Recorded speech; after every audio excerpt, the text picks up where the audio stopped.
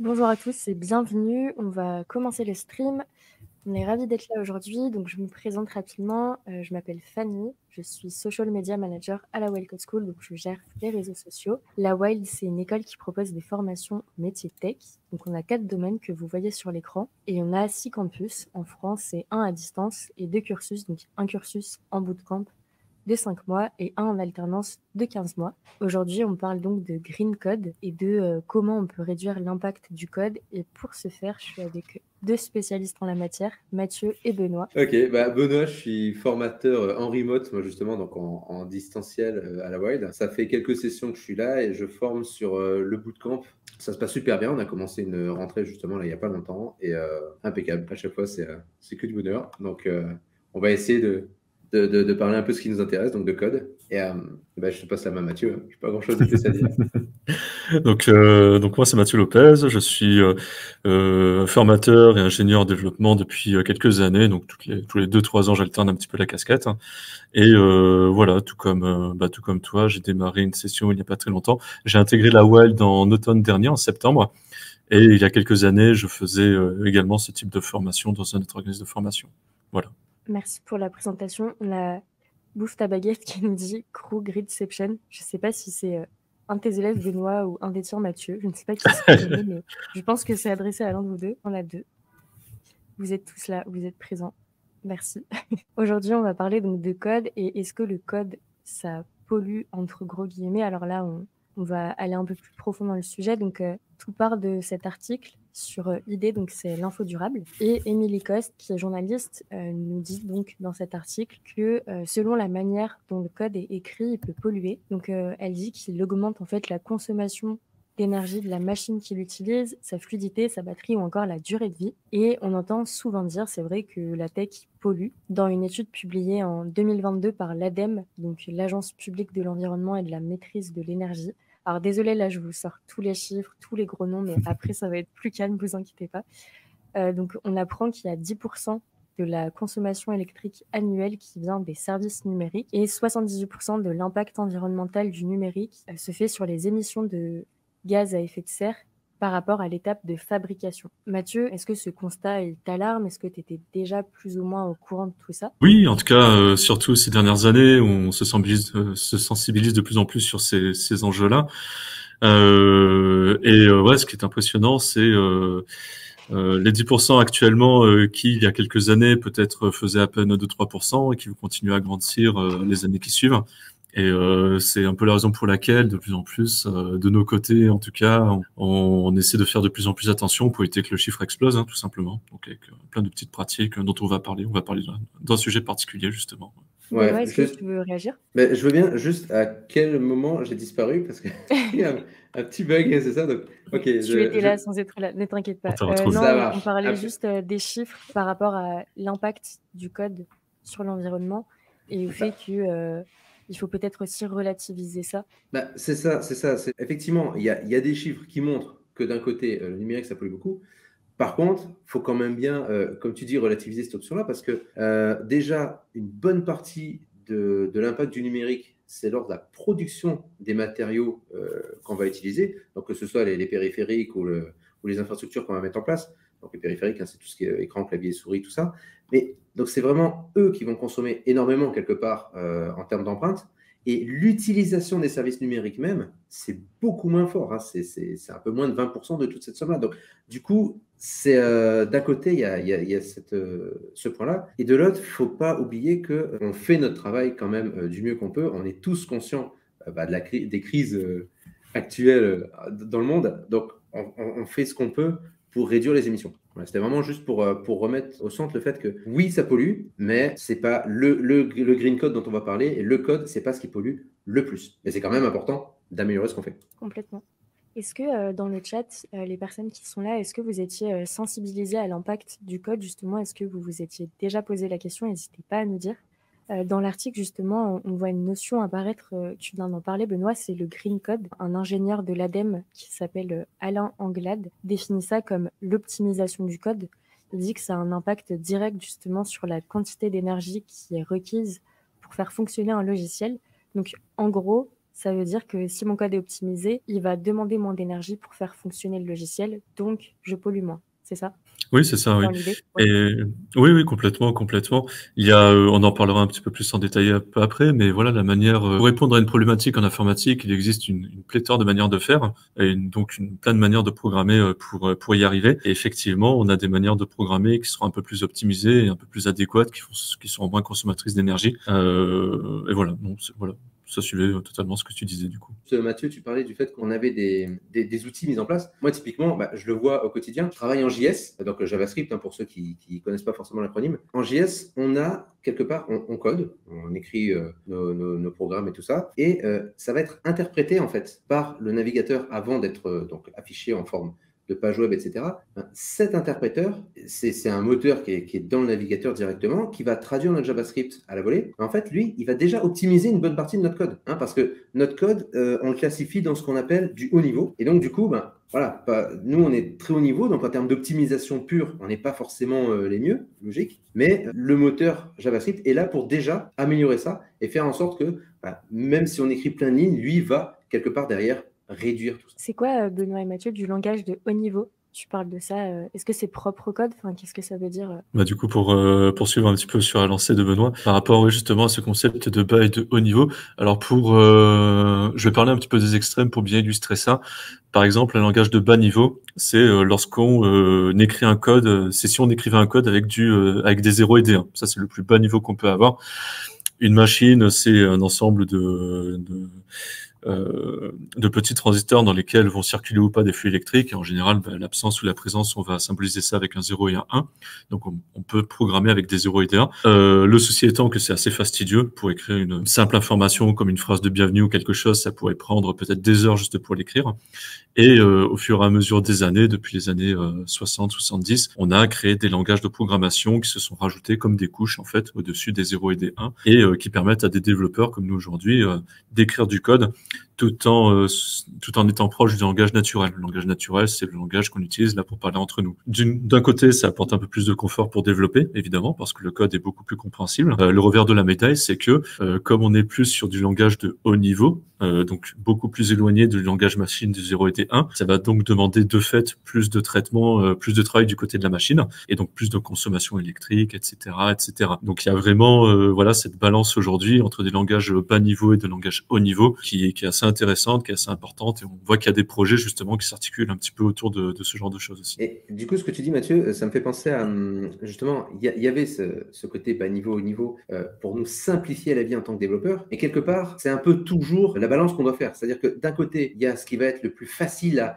écrire, comprendre et tout ça pour des humains, et de l'autre côté, ce qui va être le plus optimisé en termes de ressources, en termes de rapidité d'exécution et tout par la machine. Et nous, notre travail, c'est de se dire, OK, pour ce projet-là, est-ce que je suis plus proche de ce côté-là ou de ce côté-là? Est-ce que ce projet-là a besoin d'être hyper rapide? Est-ce que ce projet-là a besoin d'être hyper sécurisé? Ou est-ce que ce projet-là, on est vraiment beaucoup travaillé dessus, les performances, c'est pas ce qui nous importe le plus, mais on veut que tout le monde s'y retrouve, etc. Et donc, en fonction de cette balance, déjà, d'un côté, je le fais de manière latérale parce que du coup, pour moi, c'est différent du côté juste bas et haut niveau. C'est vraiment en termes de conception pure de nos logiciels et de nos programmes. Déjà là-dessus, il y a une sorte d'optimisation du code qui se fait naturellement, c'est-à-dire à quel moment on va faire les choses et on va essayer de choisir la meilleure solution, quelque part le meilleur rapport qualité-prix à chaque fois. Dans le terrain que tu viens de décrire, aujourd'hui, maintenant, on rajoute la variable écologique de plus en plus, justement, qui va orienter un petit peu les choix que tu viens de décrire par rapport aux problématiques qu'on a énoncées là, au tout début du live. C'est ça. Et puis la variable écologique, ça me fait penser, tu vois, typiquement dans l'article que vous pourrez lire chez vous, là, le Green Code, mieux codé pour moins polluer, elle part du fait qu'à un moment donné, on peut mettre ou pas des éléments dans notre page. Donc elle donne l'exemple de Google et de Yahoo. Elle dit, Google, tout ce qu'on a quand on arrive sur la page, quelque part, c'est la barre de recherche. Parce qu'en fait, on a besoin que de ça. On se sert que de cette barre de recherche. Et Yahoo, il y avait potentiellement une vraie barre de recherche, mais aussi peut-être la météo ou ce genre de choses, qui en soi ne nous servent à rien du tout quand on est en train de faire notre recherche. Donc, le truc, c'est qu'est-ce qu'on met vraiment en place, donc, comme je disais, mais il y a aussi, au-delà de cette réflexion simple de l'affichage, il y a nous derrière, quels outils on va vraiment utiliser? Parce que je reprends l'exemple, donc moi je suis formateur React, je travaille avec React, pour ceux qui ne connaissent pas trop, c'est comme du JavaScript en un peu plus facile sur beaucoup d'actualisation de page. Et bien là-dedans, on va récupérer le code d'autres personnes pour nous rendre la vie encore plus facile. Par exemple, au lieu que moi, de A à Z, je fasse un outil de calendrier pour l'afficher sur mon site, Je vais récupérer ce qu'on appelle un package, un ensemble de petits éléments de quelqu'un qui a déjà codé un calendrier. Je me dis, pourquoi réinventer la roue? Je perds du temps, je perds de l'argent, ça ne sert à rien. Et puis le mec va faire comme moi, voire mieux si ça se trouve. Donc, je récupère son travail. Le truc, c'est que quand je fais ça, OK. Mais il y a des packages de tout et de n'importe quoi. Il y en a un qui permet de diviser des nombres par 2. Alors, OK, je veux bien gagner du temps, mais là, je pense que faire une division par 2, je sais le faire tout seul. Donc voilà, le truc, c'est ça. C'est déjà sur l'ergonomie de la page, mais nous aussi, dans le cœur de nos applications, qu'est-ce qu'on va utiliser comme outil pour vraiment faire en sorte que ce code soit le moins impactant possible, comme tu disais, sur l'écologie. On a Clara justement qui nous dit c'est difficile d'avoir une idée précise du niveau de pollution que génère un ordinateur ou la programmation d'un site. Est-ce que ça, on a une sorte de compteur ou je sais pas, un affichage quelque part justement quand on code peut nous dire à peu près ce que ça consomme, ce que ça représente? C'est une réflexion qui est super intéressante parce que c'est extrêmement complexe de sortir des chiffres comme ça. Il faut savoir que d'un ordinateur à l'autre, on peut changer complètement d'architecture. C'est-à-dire que les pièces montées dans l'ordinateur peuvent être assez variées d'un ordinateur à l'autre.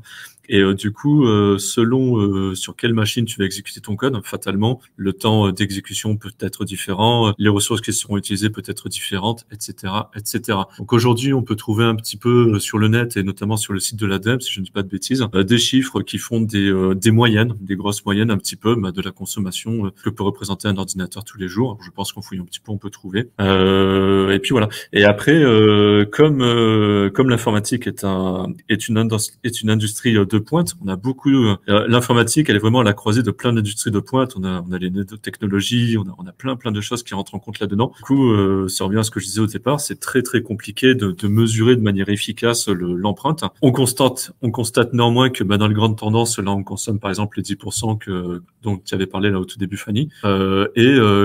Comme c'est difficile de mesurer avec précision l'empreinte qu'on peut avoir dans un système aussi complexe, mais on voit qu'actuellement il prend déjà pas mal de place. C'est, en tout cas pour moi, c'est une raison assez valable de s'intéresser au problème et de faire attention, de commencer à prendre des bons réflexes, parce que les terrains dans lesquels on s'aventure dans les années qui viennent ne sont pas très bien définis encore. Il y a encore des choses à découvrir, à déterminer. Donc il vaut mieux prendre les bonnes habitudes aujourd'hui que d'essayer de les prendre un peu trop tard, où il sera beaucoup plus difficile de les détricoter, de les démonter, etc., etc. Je complète ta réponse, très intéressante d'ailleurs. Et parce que comme quoi, finalement, la question, elle emmène dans plein de directions. Mais il y a, comme dit Mathieu, c'est compliqué, on est dans un domaine en évolution, mais c'est même quelque part, des fois, contre-intuitif les solutions qu'on doit trouver. Parce que je sors un tout petit peu du green code, et si je reprends le grid IT tout court, typiquement, pendant longtemps, on s'est dit que les data centers, alors les data centers, c'est des gros silos à ordinateurs. En gros, il y a plein d'ordinateurs avec plein d'infos dessus qui tournent et qui envoient plein d'informations partout. Et bien, ces data centers, le problème, c'est que comme mécaniquement, ils font que tourner, générer tout ça,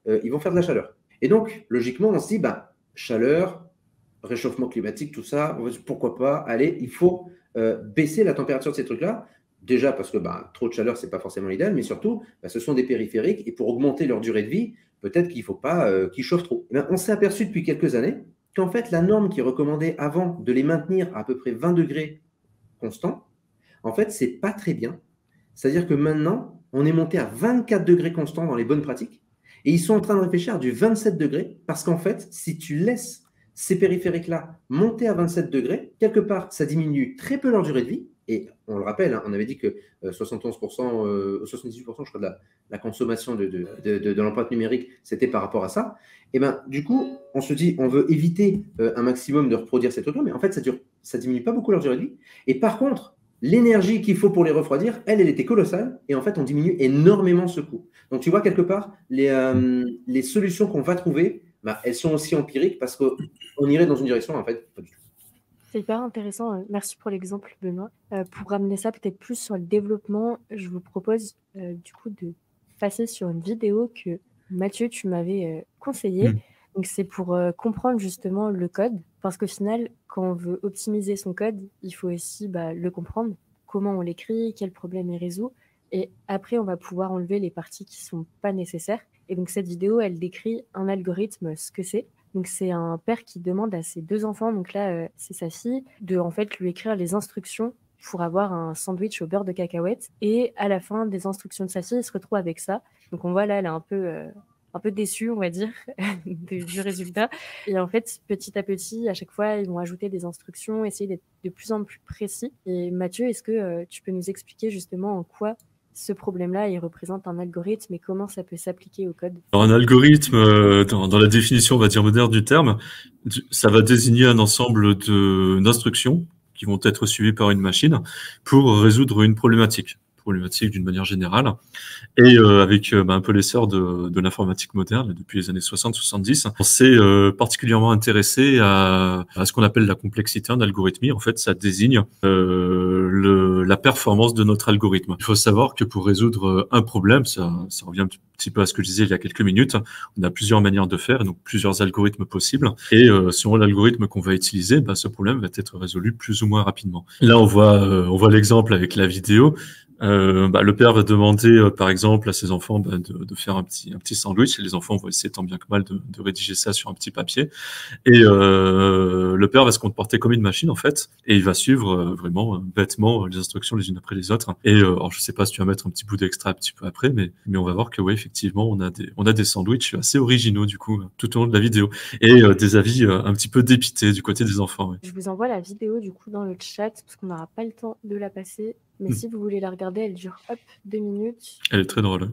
Elle est très drôle, ouais. Mais en tout cas, merci Mathieu pour ta réponse. Je pense que ça éclaire pas mal et ça simplifie aussi beaucoup parce que quand on parle de code et qu'on connaît pas forcément justement la tech et le monde du développement web, ça peut faire un peu peur. On a l'image des lignes de code, on sait pas trop ce que ça représente, donc merci pour ça. Benoît, de ton côté, est-ce que tu pourrais nous expliquer pour rentrer un peu plus dans le détail du coup, ce qu'on voit sur l'écran, à quoi ça correspond et c'est quoi le lien justement avec ce que Mathieu vient de nous expliquer sur le code? Pour répondre à ta question et pour reprendre ce que disait Mathieu, en fait, un algorithme, on va à un moment donné être confronté à un problème et on va devoir le résoudre. Mais quelque part, on fait tous des algorithmes dans la vie réelle, hein, quand on se lave les mains, quand on fait je sais pas, un diagnostic médical ou de voiture, ou tout ça, en fait, on se dit, ok, est-ce que le moteur marche? Est-ce que j'ai de l'électricité dedans? Est-ce que les phares... en fait, c'est la même chose ici. Donc là, c'est ce qu'on appelle un logigramme, c'est-à-dire qu'on va représenter avec des petits dessins, quelque part, un algorithme, en fait, c'est la même logique. Et donc, je pars tout en haut, là, la lampe ne fonctionne pas. Ok, j'arrive, j'ai un constat de base, j'ai ça comme problème d'entrée, la lampe ne marche pas. Qu'est-ce que je fais? Déjà, premièrement, je me dis, est-ce qu'elle fonctionne? Ok, est-ce qu'elle est branchée? Ok, donc je vérifie si elle est branchée. Ça, c'est le premier petit losange jaune. Et en fait, si elle n'est pas branchée, je la branche. Et je reviens sur ma problématique initiale. La lampe ne marche pas. Est-ce qu'elle n'est pas branchée?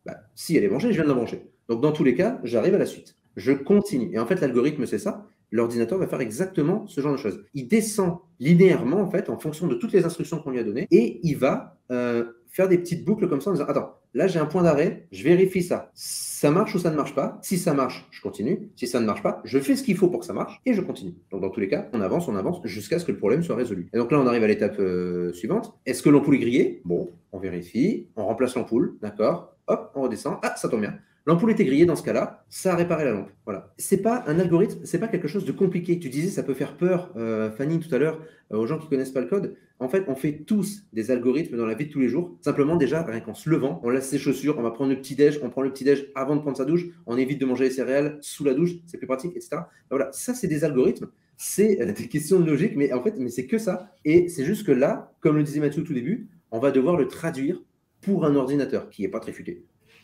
Ok, c'est hyper simple avec vous, en tout cas ça donne envie d'apprendre le code avec vous, parce que tout a l'air plus simple. Donc ok, donc là on a plus compris. Je sais pas dans le chat si vous connaissez déjà un peu le code, n'hésitez pas à nous dire. On va encore avancer du coup sur comment le code peut être optimisé. Donc on a vu comment on compose un petit peu le code, à quoi il sert. Et Mathieu, tu vas nous expliquer en fait comment il s'exécute et comment du coup on peut en fait l'optimiser une fois qu'il est écrit. Le but du jeu, c'est de dire écoutez, si on a des algorithmes qui vont être un peu plus efficaces, donc la machine aura besoin de moins de temps pour exécuter, pour les exécuter tout simplement. Et du coup là effectivement, on va montrer justement un petit des algorithmes qui vont se dérouler un peu sous nos yeux.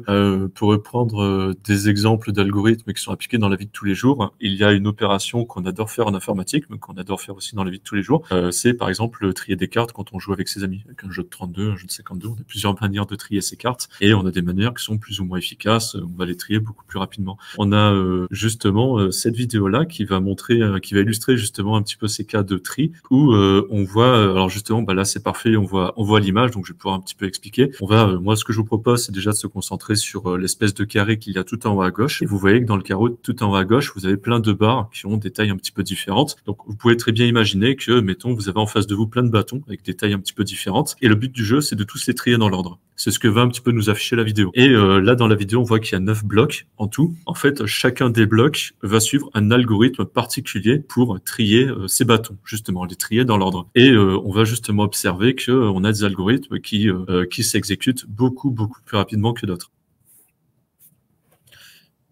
Et donc là, chacune des étapes qui sont effectuées sont exécutées, ont le même temps d'exécution. Mais on voit que par exemple, l'algorithme du milieu a été particulièrement efficace, celui au milieu en haut aussi. On a ceux qui sont aux 4 coins, qui sont beaucoup moins efficaces. Il leur faut beaucoup plus de temps pour trier les données. Et puis voilà. Et donc le temps que ça se termine et tout, la sensibilisation sur laquelle on devrait faire de plus en plus preuve dès aujourd'hui, c'est de choisir des bons algorithmes pour répondre aux problématiques, pour s'assurer que les machines vont faire le moins de traitements possible. Et donc derrière, de facto, on a des impacts écologiques qui arrivent. On voit qu'ils finissent par tous être triés au final. On a le même résultat en fait au final à chaque fois. Tout est trié, sauf qu'on a utilisé des méthodes différentes à chaque fois. Et là, on va avoir un autre exemple qui est aussi intéressant. Donc, on est toujours avec des bâtons qu'on veut trier dans l'ordre. Et un autre domaine qui est essentiel dans l'algorithmie, c'est le domaine qui est dédié à la structure des données. Bon, c'est un petit peu un peu pour peu. Il va simplement désigner, écoutez, les bâtons qu'on a en face de nous, quelles sont leurs caractéristiques. Là, on a vu que dans la première partie de la vidéo, c'était tous des bâtons un petit peu aléatoires de différentes tailles. Là, on a changé un petit peu la structure de données. Donc, on a de nouveau des bâtons, mais on a à chaque fois des bâtons qui vont faire la même taille. On a 5 bâtons de même taille, 10 bâtons de même taille, etc., etc. Et ce qu'on va pouvoir observer, c'est que les algorithmes certains algorithmes vont mettre beaucoup plus de temps que ce qu'on a vu dans la première partie, et d'autres vont être beaucoup plus rapides. Donc voilà. Donc c'était un autre domaine aussi assez intéressant dans l'algorithmie, c'est aussi les données en entrée, comment est-ce qu'on les prépare justement pour qu'elles soient traitées rapidement, efficacement par l'ordinateur. Et à la limite, je te laisserai peut-être rebondir dessus, Benoît. Moi, il y a un domaine qui est tout à fait intéressant là-dessus, et on pourrait faire le pont direct par rapport aux données justement qui explosent ces dernières années. Je parle notamment de l'intelligence artificielle, du machine learning, etc., qui vont rentrer en plein là-dedans sur comment est-ce qu'on peut les agencer pour qu'elles soient plus facilement ingurgitables par des ordinateurs et que ça soit plus efficace. Juste avant de répondre à ça, je voulais, tu parlais depuis tout à l'heure d'algorithmes là, donc vous montrez des algorithmes en fait qui se classent, mais même à un niveau quelque part plus granulaire, donc plus bas. Pour nous, juste dans les langages même, il y a des fonctions. Donc dans les langages, il y a des fonctions, c'est un peu comme des assemblages de petites étapes, donc comme des mini-algorithmes qu'on utilise, et certaines fonctions sont plus efficaces que d'autres.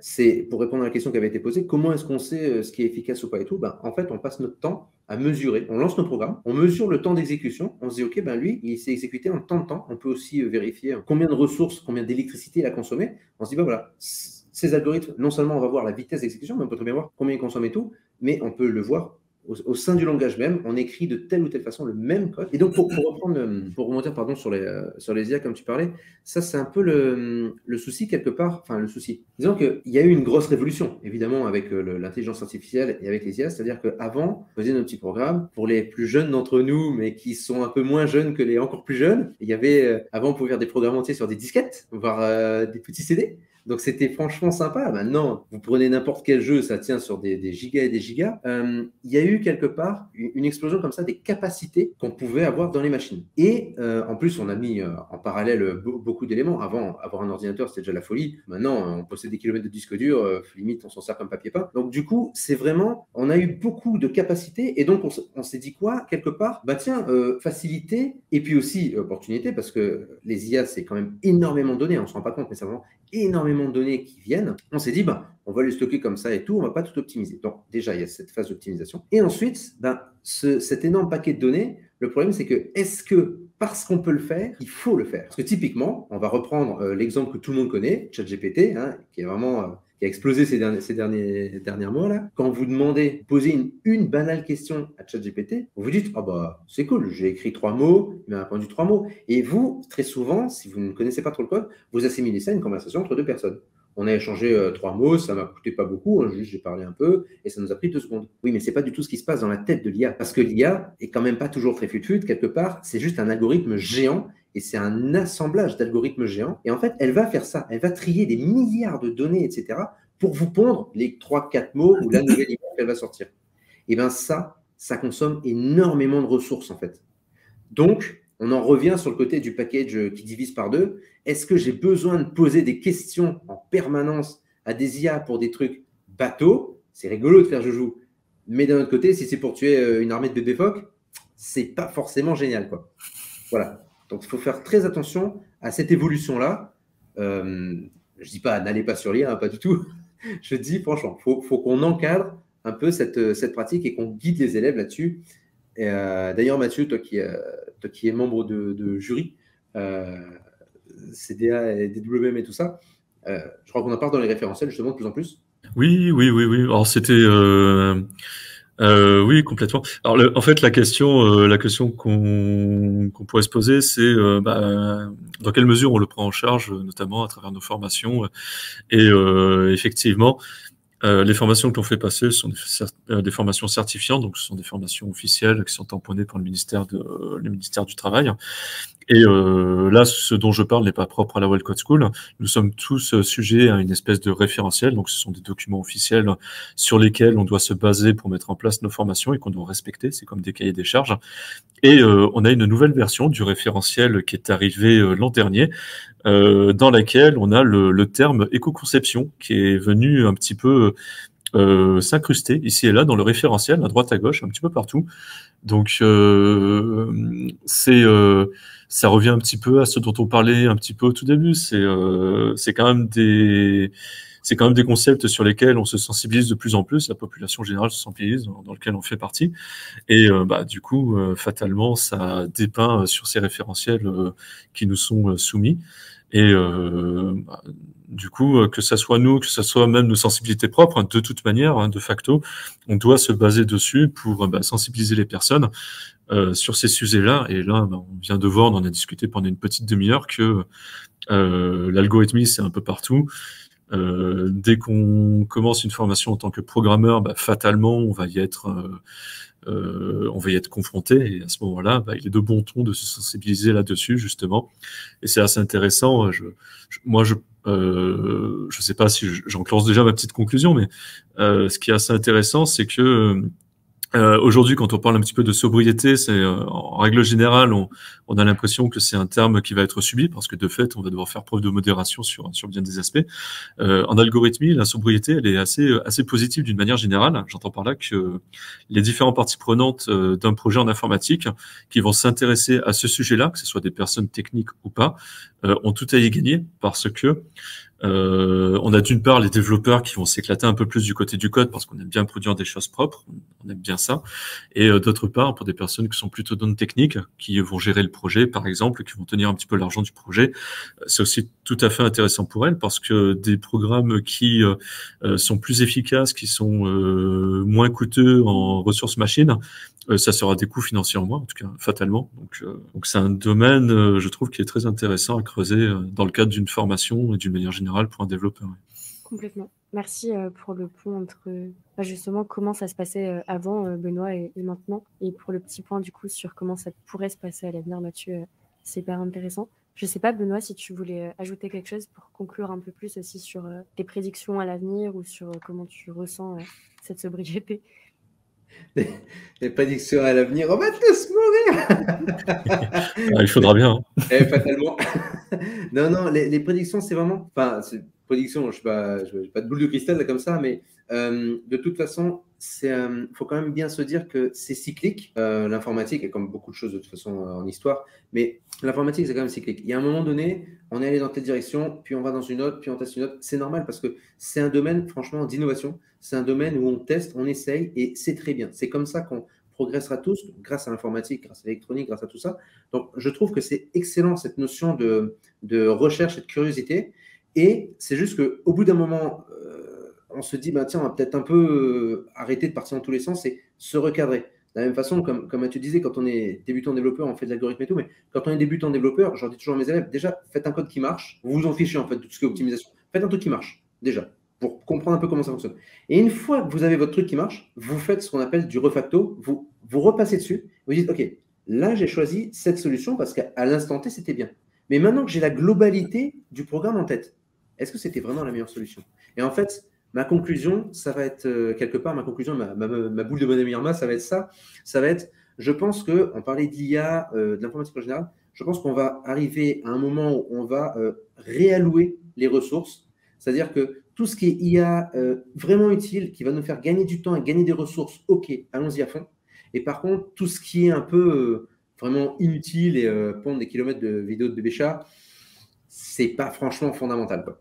On est dans une période de tâtonnement, hein, où l'IA, ça explose complètement, C'est il y ça. a encore plein de choses à découvrir et cadrer. Hein. Merci beaucoup en tout cas pour vos regards là-dessus. C'était hyper intéressant, mais c'est un vaste sujet, donc merci d'avoir entamé un petit peu les premières réflexions avec nous. Moi, ce que je pourrais vous conseiller, comme je n'ai pas l'expertise de Mathieu et Benoît, ce serait plutôt d'aller lire cet article donc, qui a été rédigé par Mathieu pour ZDNet. Donc, c'est 5 bonnes pratiques pour coder responsable. Et je trouve que justement, quand on est plutôt débutant ou qu'on se questionne sur les choses à mettre en place, c'est assez simple, assez accessible. Donc, n'hésitez pas à les lire. Je vous le mets encore une fois dans le chat. On a Anthony qui nous dit « Point faible, trop fort. Merci les boys. » Je plus sois, Anthony.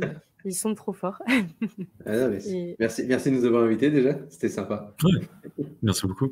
avec plaisir, vous êtes les bienvenus quand vous voulez. Et pareil, dans le chat, n'hésitez pas. Dans 2 semaines, on parlera cyber. Merci beaucoup, bon appétit, bonne journée et à dans 2 semaines du coup. Merci à vous. Merci Benoît, Fanny.